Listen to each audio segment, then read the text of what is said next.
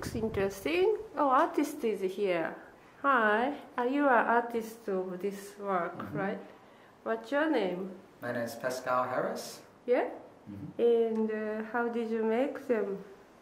Well, I've been working for the last year on works with found objects. Yeah.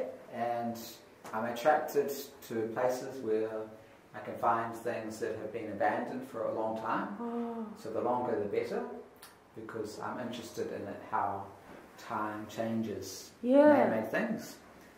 And so all these garments I found in the same place, in a kind of wasteland next to the countdown. Yeah.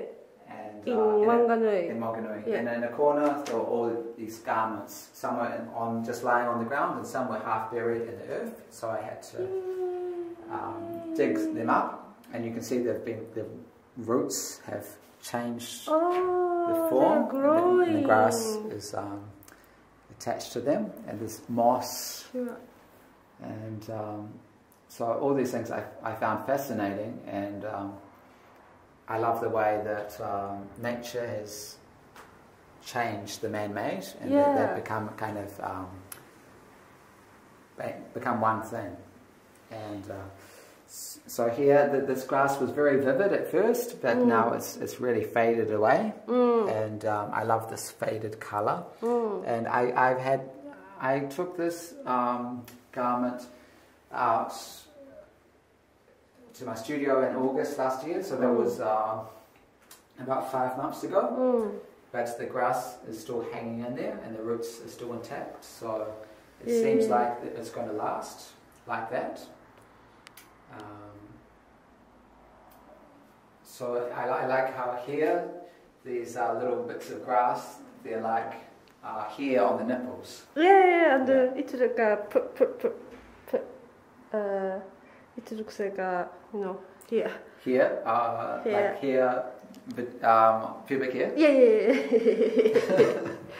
I hadn't thought of that. Okay, new idea. And there too. Here? Very long. Yes.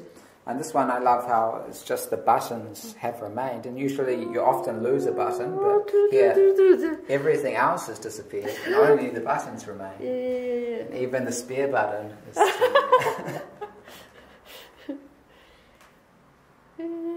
true. And this one here, I love how the root has attached one of the arms to the side, and for me it's like a straitjacket. It's like half of a straitjacket. And so it conveys, for me it's like very painful.